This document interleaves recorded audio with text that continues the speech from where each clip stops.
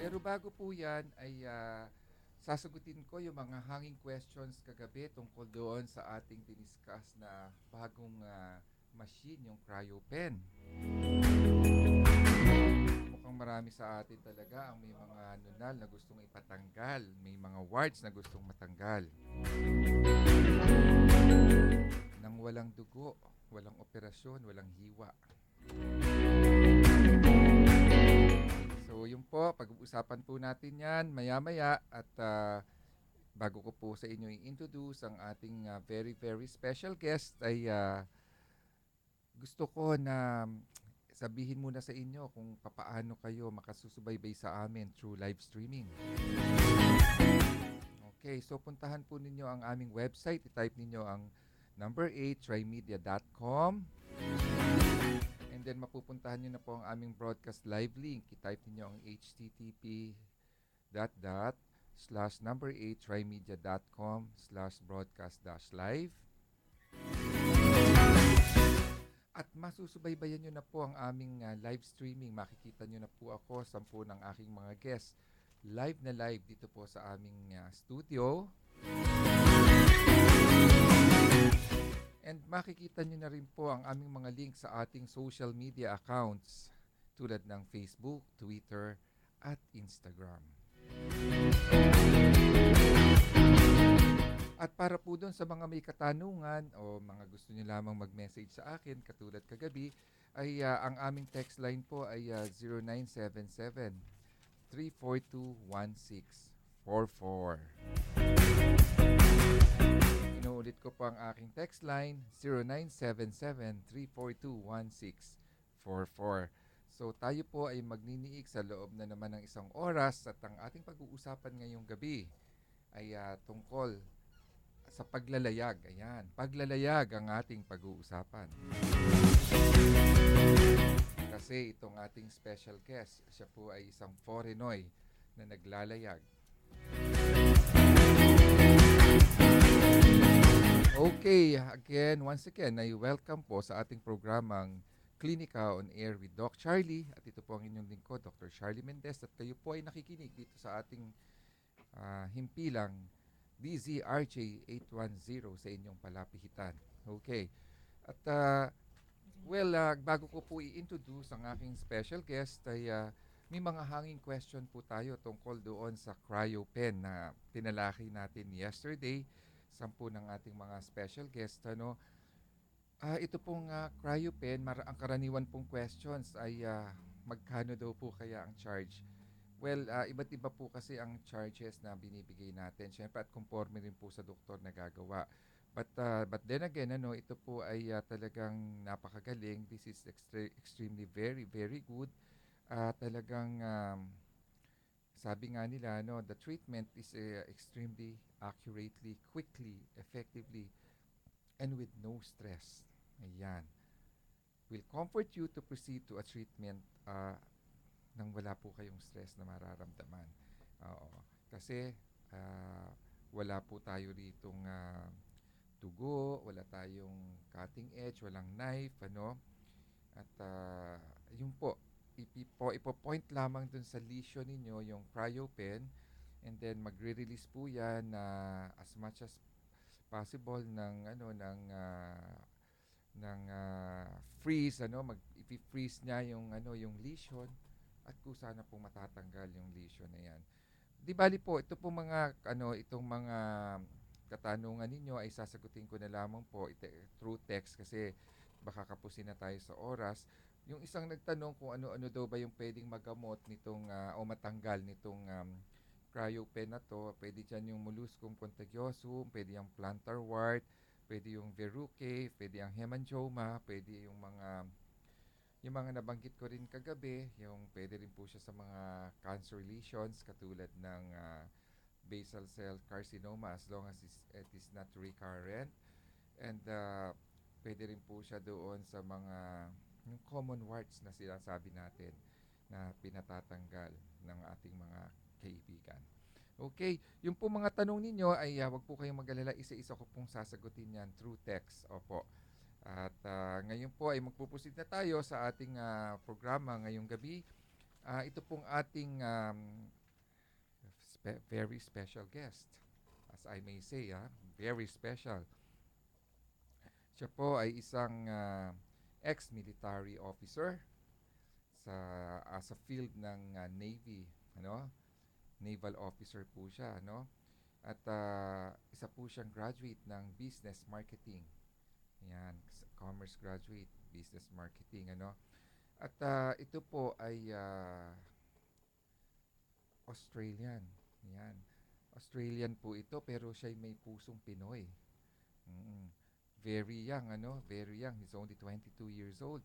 At actually ay sumali siya doon sa contest ng Itbulaga, ang My Foreignoy contest sa Itbulaga, at siya ay naging isa sa mga grand finalist.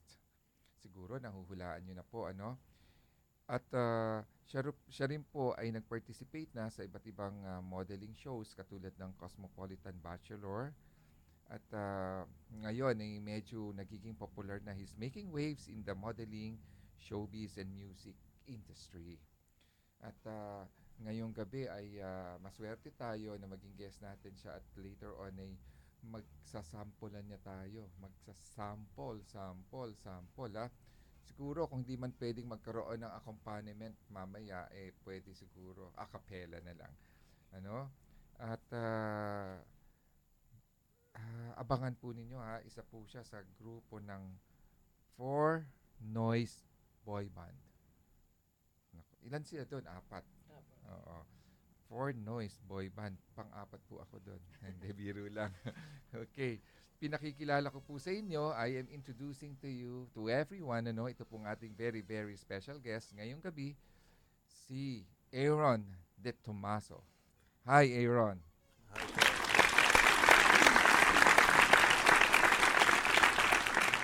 Magandang gabi po sa inyo lahat. Ako po si Aaron De Tomaso mula sa Australia. Alam ko konti lang na Tagalog, pero push na. English is my native language, but yeah, I'm very happy that you're having me on board here for Klinika On Air. Maraming salamat, Dr. Charlie Mendez. My pleasure. At para po sa kaalaman ng lahat, ay isa na rin po siya sa mga Derma World babies. That's ano? right. I'm very happy to announce that I'm now part of the Yeah. Derma babies. Thank you. Maraming salamat. Yes, Aaron, I really wanna thank you kasi tinatry mo talaga na magsalita ang Tagalog, ano? Pag-uusapan natin ngayong gabi yung tungkol dun sa pagiging military officer mo before. Opo, I was a naval officer for parang 1 year in Australia, and yeah, wow, what an experience. I got to learn about weapons, spend nights under the stars, and spent quite a few months out at sea, so it was fantastic for leadership and I guess character development po. Ayun. So, dyan tayo magbibigay ng focus dahil aalamin ko kung ano ba yung mga common diseases na na-acquire ng mga nasa Navy. Pag-uusapan natin yan. We will talk about it. We will just pause for a while.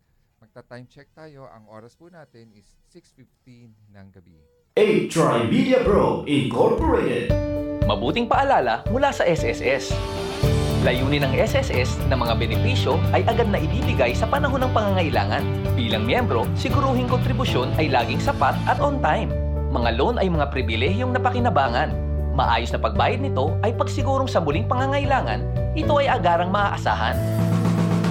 Mabuting paalala po muli, siguruhing nasa ayos ang ating SSS membership upang benepisyo at pribilehyo ay hindi naaabala.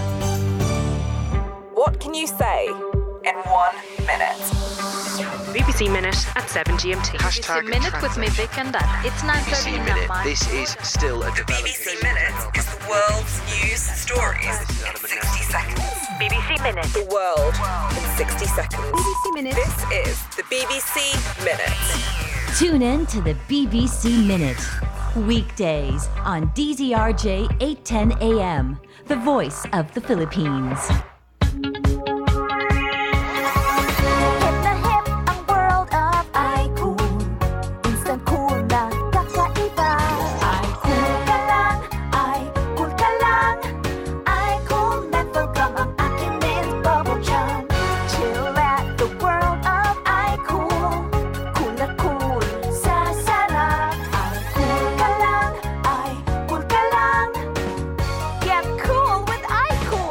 Enjoy a different kind of cool with iCool. Cool na cool habang inuunguya. Cool na cool habang ikaw ay nagsasalita. iCool Menthol Gum. Minty, gummy, long-lasting nguya. Long-lasting cool. iCool Mentholated Gum and iCool Cherry Mint Gum. Ladies and gentlemen, ito na siguro ang pinakamabilis na radio commercial mula sa iBu Fluid Medical 400. May Rapid 400 formula, kaya kumpara sa isang mefenamic acid, mas rapid kumalat, mas rapid tumalab, mas maagang magpaginhawa ng matinding sakit. Lipat na sa Medical 400, the fastest medical for the worst pain.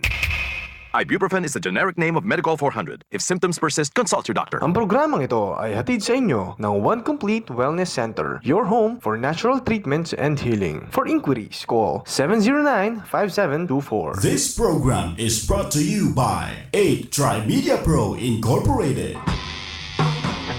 Makinis at kutis pang-artista. Alamin dito sa Klinika On Air. Narito si Dr. Charlie Mendez.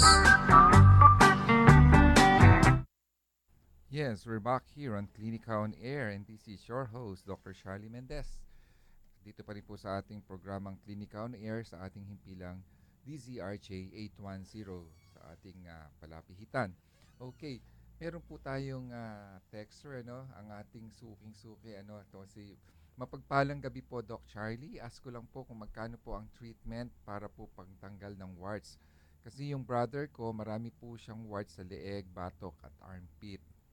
Pakibati po si Mama Vivian. Hello to Mama Vivian, to Althea, and hello din sa inyong gwapong guest na si Aaron. Napanood ka na nila, Aaron. Salamat po, God bless, and solid listener. Thank you very much, Marvin. I'll get your cell phone number, Marvin. Siguro pakitext mo sa akin. Kukunin ko sa kanila mamaya. And ite-text ko sa iyo yung tungkol sa prices. Okay? Thank you for listening. Okay? And before we continue, I would like to congratulate my guest here.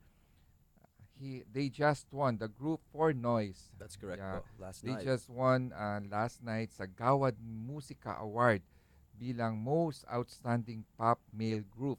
Congratulations. Maraming salamat po. Kaya nga gusto ko madinig ang boses mo mamaya, Aaron eh. But before that, gagawin natin yan bago mag-end ang program, no? Gusto kitang tanungin, when you enter the Navy, the military, ano? Opo. How young are you then nung pumasok ka? I was 18 years when I enlisted po. 18 years 18 old. years old po. Yeah. And you're very young during that time, ano? Nung nandoon ka, ano bang nakita mo na mga sakit na very very common among the military, specifically in the Navy? So what's the most common diseases or ailments? Well, for me, I was joining the officer stream po. So it's parang leadership. We have officers and then we have sailors.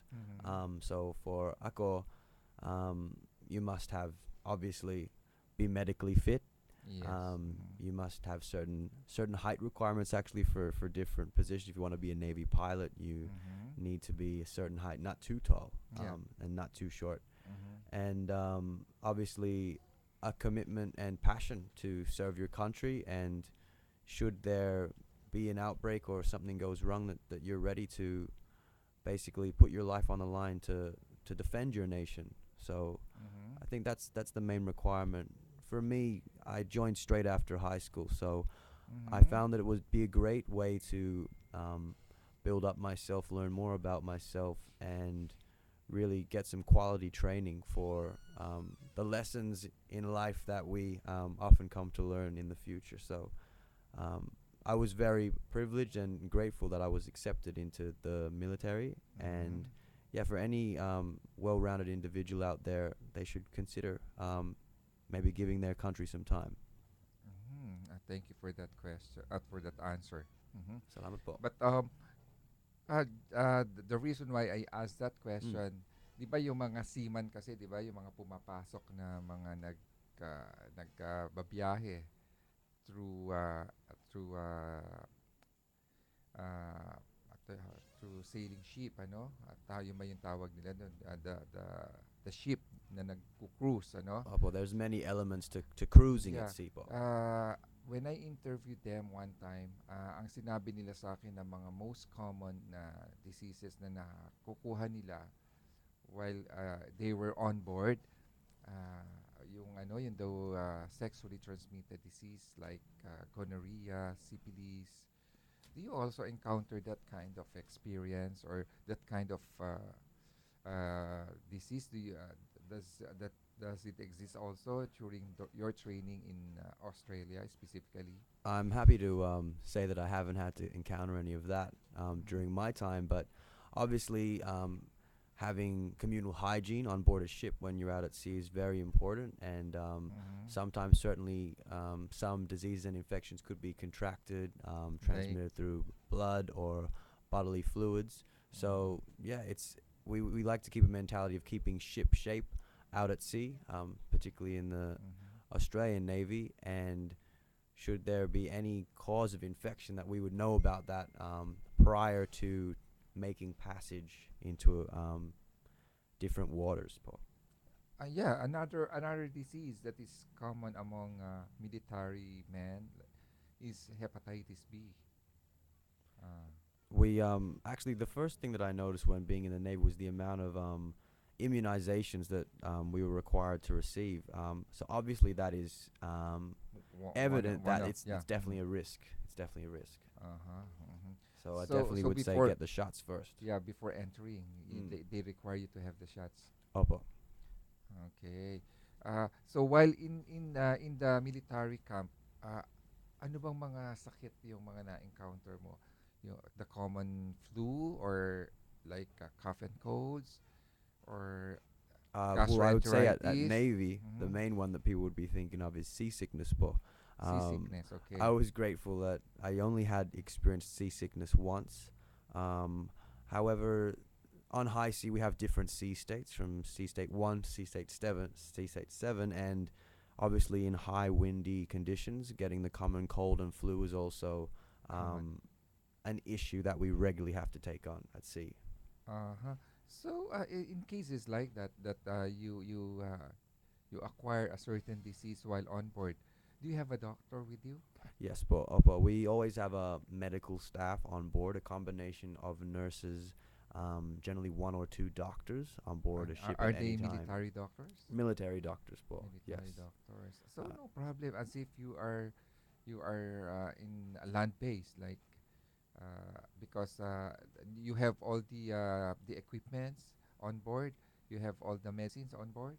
That's right, but we would find out anong medicines muna most likely to be used for seaborne illnesses and diseases, and for our land bases, but we also have medical doctors on base there. In the event that there is a specific illness or disease that we don't have the equipment to use, we can also access civilian institutions too, po. Okay. Meron na akong texter dito, sabi niya, may nag-text sa akin, sabi ay isa po pala siyang Australian. Oo, yeah, Opo. he is an Australian. The land down under, po. Okay, from the land down under. Oo. Kumpara daw sa Pilipinas, ay paano mo raw ikukumpara yung mga sakit ng mga Australian kumpara sa mga Filipinos? So by sakit you mean? By the way, for how long have you been here in the Philippines? Ako dito parang 9 na buwan po ako dito 9 sa months. Pilipinas. Oo. So in English, how will you compare the most common disease entity in Australia from the disease here in the Philippines? Diseases here in the Philippines. Is it more on because here as you can see, most of the diseases that you will encounter here are airborne. Opo. Because of the pollution. Do you encounter I can't really speak for the entire bilateral relation, but for me personally, when coming to the Philippines from Australia, we had to ensure that it's recommended that we would have malaria shots, which would be airborne, and also I just guess maintaining general hygiene, hepatitis A, B, and tetanus shot. But in general, I haven't seen any huge difference between Australia and the Philippines. I think it's still about maintaining Hygiene. a general hygiene and mentality. Make sure that any Good, vaccinations that Yes, you might need, that you get those. Better safe than sorry, basically. Yeah, both. so it's a matter of it's a matter of having the right nutrition. Opo. Yeah. and Talaga then, po, siyempre po. proper hygiene. Definitely po. And just like you, being a foreigner here, you are required to take different shots of vaccination before coming here Opo.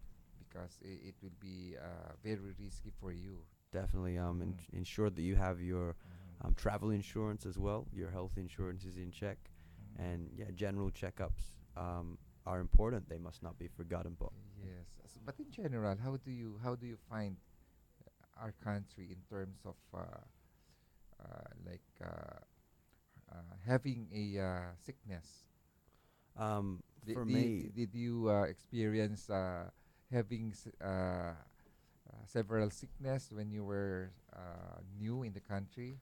sa akin, first place besides Manila was Tarlac City po. I was Tarlac. Pusong Pinoy po. So I was running around the streets. I could see the frogs, the mga aso. I was using the tabo in the shower. They said, be careful with the water, but as time went on, I actually tried a little bit of it, and I found it was okay. Maybe puede sa baby when I was young. I was quite adventurous. I think I remember my mom would say, don't eat that insect, don't crawl over there. But my general immunity system had probably been strengthened at a young age. But yeah, always be careful. For me, I think I've only got maybe one time my eye got a little bit itchy for a couple of weeks, but I was given some eye drops and then cleared up. So I've been pretty lucky po. So maybe you've got a very good immune system. You are right. I hope so, yeah. Yeah. So there's another question here, so aside from modeling, you also have plans of you have also a boy band. That's right po. So what's the question? Okay, yes, aside from modeling, he belongs to a boy band group, pop mill group named Four Noise. Four Noise, that's right po. It's spelled as number 4, Noiz. Ayan. And actually, kapanalo nga lang nila last night ng Gawad Musika Award bilang Most Outstanding Pop Mill Group. Yes, mamaya pag-uusapan natin kung papaano ka napunta dito sa Pilipinas and kung ano yung naging takbo ng iyong career, Magkakaroon lamang tayo ng time check. We will pause for a break. Our time now is 6:30 in the evening. Maraming salamat. This time check is brought to you by IB Fluid Medical 400, the fastest medical for the worst pain. Ikaw ba ay nakikinig sa DZRJ 810 araw-araw? Pwes, eto na ang isang pasasalamat namin sa inyo. Mag-text sa inyong greetings sa mensahe sa 0917-798-8910. Huwag kalimutang ilagay ang inyong buong pangalan, address, at magkaroon ng chance manalo ng isang brand new Nextbook Android tablet. Makinig at manalo mula sa himpilan ng bawat Pilipino. Handog sa inyo ng 8Tri-Media Broadcasting Corporation. Halalan 2016, isang makabuluhang talakayan sa loob ng isang oras at kalahati para sa isa na namang makasaysayang pagpili ng panibagong mamumuno sa ating bansa. Makinig sa 8 Diretso tuwing Biyernes alas 4:30 hanggang alas 7 ng gabi para sa isang espesyal na pagpapakilala sa sambayanang Pilipino kung sino nga ba ang karapat-dapat na maging leader ng ating bansa. Paglatag ng plataporma, pagkilala sa isang kandidato, siya ba ay karapat-dapat o hindi? Abangan ang espesyal na pagtatanghal ng Bakit Kita Iboboto? Bakit Kita Iboboto? Bakit Kita Iboboto? Para sa sambayanang Pilipino, hatid sa inyo ng DZRJ 810, 8Tri-Media Broadcasting Network, ang himpilan ng bawat Pilipino. Abangan sa 8 Diretso, Bakit Kita Iboboto sa November 20, 2015. Honorable Samuel D. Pagdilaw and Honorable Sherwin D. Gatchalian. Bakit Kita Iboboto? Bakit Kita Iboboto? Abangan sa 8 Diretso. This program is brought to you by 8 Tri-Media Pro Incorporated. Makinis at kutis pang-artista. Alamin dito sa Klinika On Air. Narito si Dr. Charlie Mendez. Yes, we're back to Klinika On Air and this is your host, Dr. Charlie Mendez. Dito pa rin po sa ating programang Klinika On Air with Doc Charlie. Dito pa rin po sa ating himpilang DZRJ 810 sa inyong palapihitan. Okay, bisitahin po ninyo ang aming website. Kung gusto po ninyo kaming makita ng live, i-type lamang ninyo ang number 8trimedia.com and then puntahan ang broadcast live link. I-type ninyo ang http://number8trimedia.com/broadcast-live and makikita nyo na po kami ng aking special guest ngayong gabi. And dito rin po ay pwede nyo mapuntahan ang ating social media accounts tulad ng Facebook, Twitter at Instagram. Doon po sa mga gustong mag-message sa akin or gustong may mga tanong tungkol dun sa pinag-uusapan natin ngayong gabi, ay pwede nyo po kaming i-text dito sa aming text line 0977-342-1644. So, going back to our topic din, balikan po natin ang ating guest na si gwapong-gwapong si Aaron De Tomaso. Okay, Aaron. Opo. Gusto ko Tagalog, magsanay ka mag-Tagalog because you wanna enter show business, right? Opo, gusto ko ng Tagalog po. Oo. Sobrang importante. Kaya dapat mag-Tagalog ka, ha? Okay. I just wanna ask, syempre for the sake of our listeners, I just wanna know, how do you maintain that physique? Meron ka bang specific diet? Meron ka bang exercise na may advice para ma-maintain yung ganyang itsura? Opo, I think obviously it's a combination of first diet and secondly physical exercise po. Actually, you might have seen some billboards with the ones with Derek Ramsey, 70% on diet, 30% on body. So very important on the diet po.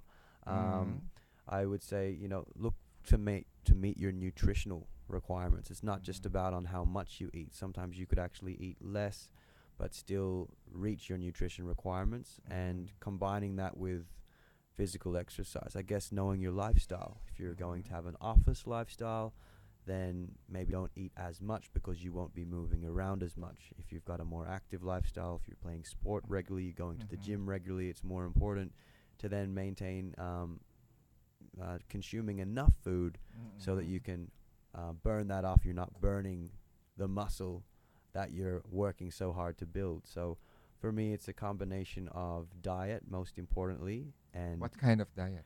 For me, I like to have lots of tuna, lots of chicken, proteins. Chicken, okay. For me, metabolism is important. Sometimes I don't have the fastest metabolism, so for me, I have to focus on getting enough fiber. So that comes from all brands, spinach. I'm actually having mulberry tea at the moment, which mulberry tea. I've kind of discovered in the Philippines, actually, and that's high in antioxidants also. So anything that's going to help you break down that, break down what you're eating more quickly is good. Flush it through the system. But do you really give time daily to do some exercises, or do you regularly go to the gym? I regularly go to the gym in Timog area po. I try to, on an ideal week, go 3 to 4 times a week. Pero 3 to 4 times a week. If I've got a lot of racket, ang daming racket, it becomes, konti mahirap po. But I always do my best. For you, is it really important when is the best time to go to the gym? Is it in the morning or is it at night time before going to bed? When I'm doing TV guesting, so during Eat Bulaga time, I often had an early call time. So I was preferring the gym in the evening. And then after that, when doing more modeling shows, runways, they generally require us to stay back late into the evening. So that's when I would switch it to morning. So a combination of morning and evening, depending on the project that I have. Yeah, in your case, that you usually don't have enough time to sleep. Well, that can be definitely an issue. Is it not damaging to you if you will go to the gym with no sleep at all? Well, generally, I try to maintain. I need to know my body clock, right? So when you're flying from the U.S. to the Philippines or another Okay. country, Mhm. your sleep kind of goes out of whack. So Mhm. I always need to know if I'm getting not Mhm. enough sleep. I try to catch up, and Yes. if you know you're gonna not sleep much, it's better to actually skip a workout, so that you're not gonna Ayan. do further damage to your body. Because sleep is one of the most beneficial parts of your workout, actually. Correct, correct. Yeah. Walang tulugan, walang Uh, benefit po. yes. So you do not advise our listeners to go to the gym if they don't have enough time of sleep. Hindi po. I actually use Mhm. a iPhone app called 7. It's overall body workouts which you can do without gym equipment, Mhm. for 7 minutes at a time. It's Just interval 7 minutes? training, just 7 minutes, interval Really? training. Okay. Pero if you want to make it more challenging, you can do 2, 3, 4, 5 sets of that So I want to 7 minute learn interval that, workout. I Yeah. can definitely, I can Uh-huh. definitely show you some of the steps. All right. Okay. Mm-hmm. And it is said in your CV here that you joined You're My Forenoy Opo, it was competition in Itbulaga. a real blessing for me. Yeah, Uh-huh. I came here in February actually, po. Mm-hmm. Tapos, quite early into my time here, Mm-hmm. April, I had the chance to compete on Itbulaga's You're My Faranoy Artistihin Talaga segment, Okay. and I started to learn to sing Tagalog songs po, Tagalog awit ako. Yeah. So Okay. my first song was Buko in the dailies, and then Buko, yeah. by Okay. Jaira Lim made it through to the weekly, sung Buko again, pero with more mas mahirap choreography at All right. staging and blocking with a Mm-hmm. push bike where the back wheel didn't actually work, Mm-mm. but the show must go on. We kept going, and Mm-hmm. then in the grand finals, I did a rendition of Ngiti with a beautiful violin composition. So Wow. yeah, it was Sa fantastic. iyong Ngiti, ngiti. That's it. ako'y Ako'y nahuhumaling. nahuhumaling. Nice Yan. one, huh? Mm-mm. Okay. And then so you became one of the grand finalists. Opo. Wow, One day congratulations. before Mhm. the Manny Pacquiao fight, May 1st. Yeah, May 1st. May 1st. That's You right. remember the I can date so remember well, the huh? date. Oh, yeah. Okay. And you said it's stated here you are a business marketing graduate.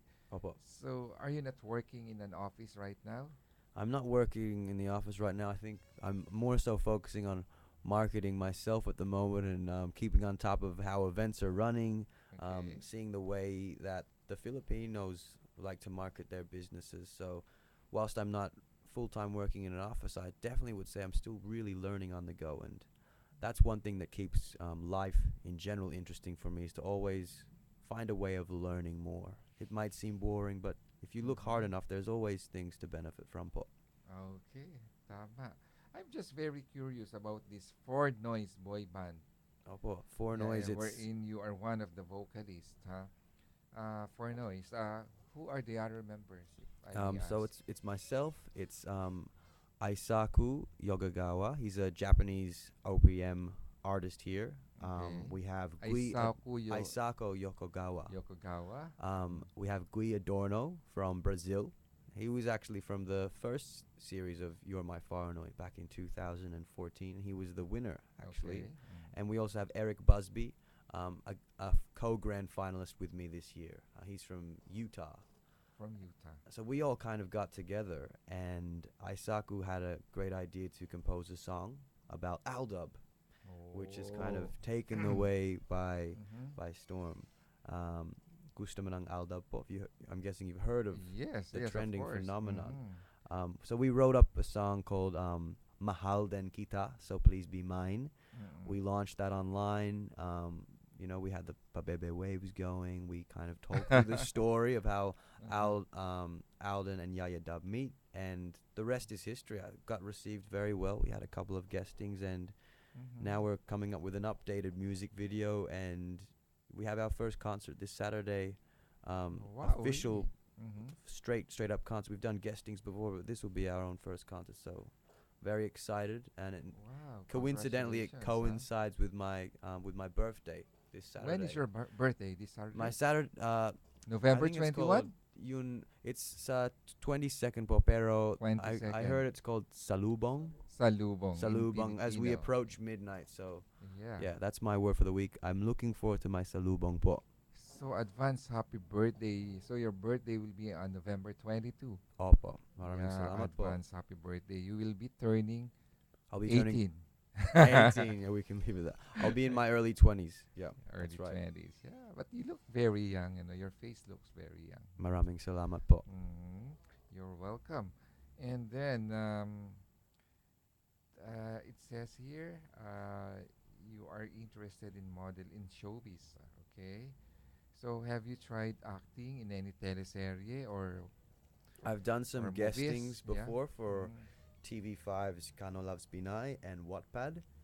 And obviously after the Eat Bulaga exposure, I've done interviews with Mars and on Walang Tulugan. Channel 7. With Channel 7, a combination of Channel 7 programs. But yeah, I've always been interested in drama and acting po. I think it's incredible to be able to live out different characters and styles that you've always wanted to act. So I was doing drama from the age from 8th grade right up until the end of high school, and even when I was in the Navy, even when doing university, I would always look for opportunities to act.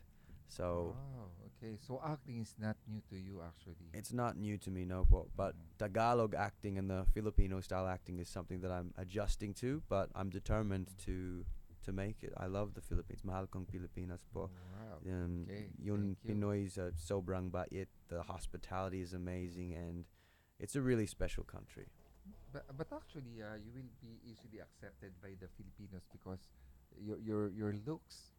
Yes, Uh, but looks like some people you often can- mistake me actually yeah. for being Filipino. Filipino with a Filipino with mestizo blood. Yeah. That's right, the mestizo Yeah, look po. mestizo look.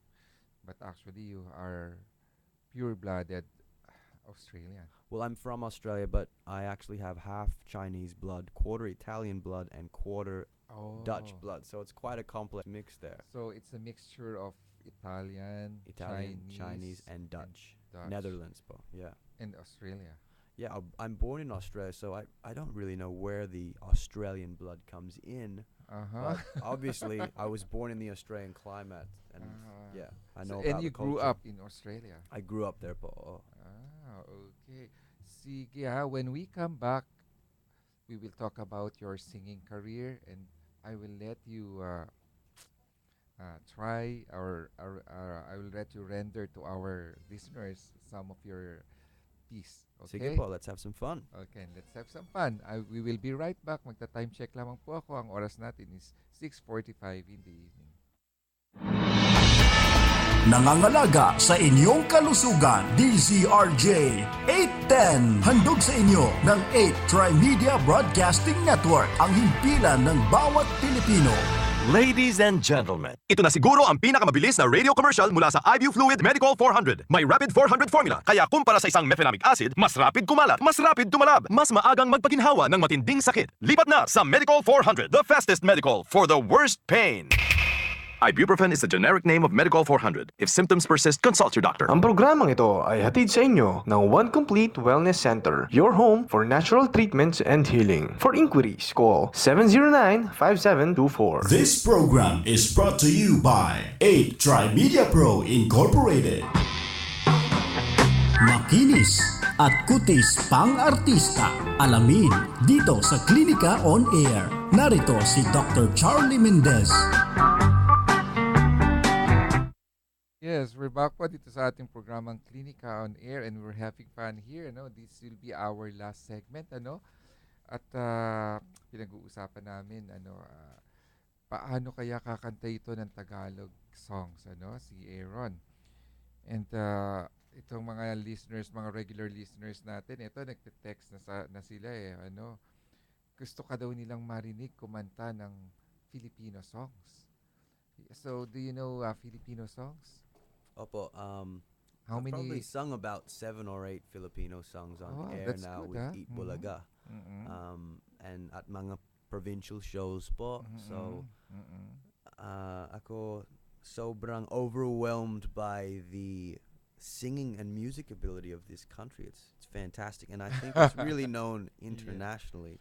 Yeah. So congrats to every Filipino out there listening. You're part of a musical powerhouse. Thank you so much. And uh, is singing really your passion, or are you born singer? Are you a born singer, or Well, my mom is a very good vocalist in my opinion. She's like the lead soprano at her church, and since then I guess she's maybe those genes have passed on to me. I really enjoy singing, and it's about creating that you can kind of freeze time. You can set everyone's mood to one way, and I think there's not many things that can do that on such a large scale. That's why I love music. You can take people places. at what age did you started singing? Because do you join choral group, or singing group in your country? Because here in the Philippines, it is very common to have a karaoke in their own homes. It wasn't karaoke for me. I remember I was 7 years old, You are sitting 7 down in years music class, and we would be asked to sing a song like Twinkle, Twinkle, Little Star. Mhm. So it'd be like, Twinkle, Twinkle, Little Star. And then the music teacher would walk around and listen in. Yeah. And then he would be like, okay, you, move past some others. And then we formed a school choir. So 7 years of age, I joined the school choir. And from then on, okay. I kept singing. Yeah. All right. So we will not keep them waiting, huh? Okay. Can I make lambing to ask you to render Of course. us? What an would a you cappella prefer, song? Po? Would you prefer buko or ngiti? Both. You'd like a bit of both. Yeah, both. Well, let's start with buko then. Okay. We'll just go a cappella. Oh, sure. Okay. Okay, here we go. I hope you're ready, Philippines. Here we go. Naalala ko pa nung nililigawan pa lamang kita, dadalaw tuwing gabi. Masilayan lamang ang iyong mga ngiti at ika'y sasabihan. Bukas ng alas 7 sa dating tagpuan, buo ang araw ko. Marinig ko lang ang mga himig mo, hindi ko man alam kung nasaan ka. Wala man tayong komunikasyon, maghihintay sa'yo buong magdamag, dahil ikaw ang buhay ko. Kung inaakala mo ang pag-ibig ko'y magbabago, itaga mo sa bato. Dumaan man ang maraming Pasko, kahit na di mo nabot ang sahig, kahit na di mo na ko marinig, ikaw pa rin ang buhay ko. Maraming salamat po. I'm sure maraming mga may sakit na gagaling pag ikaw ang kumanta. Yeah. Di ba music heals, di ba? Lalong-lalo na yung mga heartbroken, ano? Oo, talagang naka-memorize na siya ng Tagalog songs, ano? Nakakagulat. That's And right, you- Philippines. Ikaw pa rin ang buhay ko. That's Yeah. my message for you, and I'd love to stay here for good. And it really changed my life coming here. My isang vacation to 2012 for tatlong buwan, tapos grabe naman ang galing. Walang ibang country has made such a mark on In your me. life. That's right. Talaga, bakit kaya? I'm curious. Bakit? Well, you have 7,107 islands. I think you really appreciate life. I mean, I think 3 countries celebrate All Saints Day, All Souls Day. Sobrang resourceful. Whether you have a little or a lot, there's always a way to enjoy. And even you do have geographically you can travel around all the rest of Asia. You have a great command of the English language, which makes you even more internationally relevant. And I think I saw on Bloomberg projected this year second highest economic growth rate. So For the Philippines? For the Philippines. So I think, I mean, anyone out there should Wow. definitely consider. Congratulations sa Pilipinas. Maligayang bati sa inyo lahat. Yan, oo. At we're also lucky to have you here. I think the Philippines is very much willing to welcome you and to adopt you as to be a full or a certified Filipino later on. Maraming salamat po. It really already feels like I've been welcomed, and yeah, blessings, more blessings to come. Your surname is De Tomaso. Di Tomaso po, opo. De Tomaso. It sounds like Italian. That's right, correct. Yeah. Tama.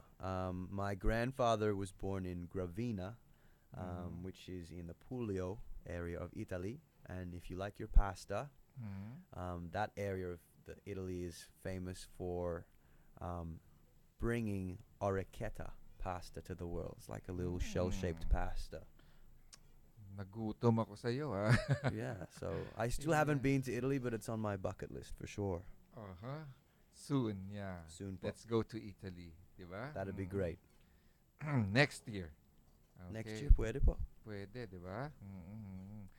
So, ang bilis ng oras natin, Aaron, ano?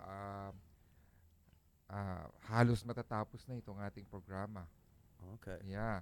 So, time flies. ano bang, what will be your last words or your message, or do you have anything to plug, anything to, if you want to invite them sa first concert mo this Saturday, then Opo, we have feel free to invite them now. the first Four Noise official concert sa Historia Boutique Bar and Resto on Scout-Esquerra Street.